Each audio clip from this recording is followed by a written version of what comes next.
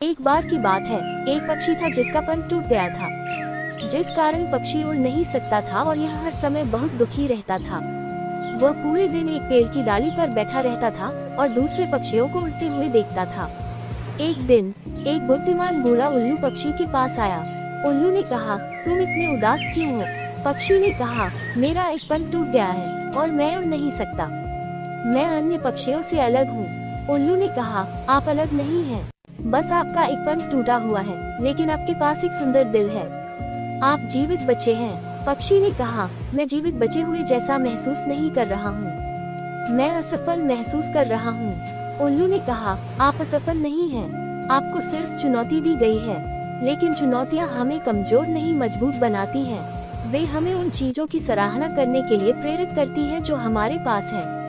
वे हमें उन चीजों की सराहना करने के लिए प्रेरित करती हैं जो हम कर सकते हैं। चिड़िया ने कहा, मुझे नहीं पता कि ताकतवर कैसे बनना है। उल्लू ने कहा, तुम पहले से ही मजबूत हो, तुम यहाँ तक जीवित बचे हो, तुम एक टूटे हुए पंख के साथ जीवित बचे हो, तुम जितना सोचते हो उससे कहीं अधिक मजबूत हो।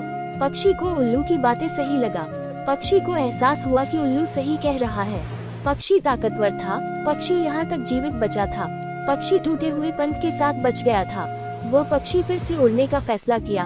वह कई दिनों तक कोशिश करता रहा, कोई बार गिरा लेकिन फिर से कोशिश करने लगता था।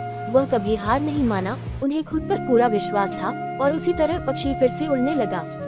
पक्षी टूटे पंख के साथ खुले आसमान में उड़ गया।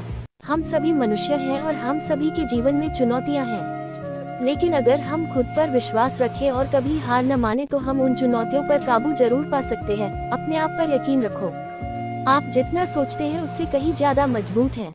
यदि आप खुद पर विश्वास रखते हैं तो आप अपनी चुनौतियों पर काबू पा सकते हैं। कभी हार न मानना, चाहे परिस्थितियां कितनी भी कठिन क्यों न हो, कभी हार न माने, लड़ते रहो और अंत में आप अपने लक्ष्य जरूर प्राप्त कर लोगे। इसी तरह के मोटिवेशनल वीडियो के लिए चैनल को सब्सक्राइब कर लीजिए।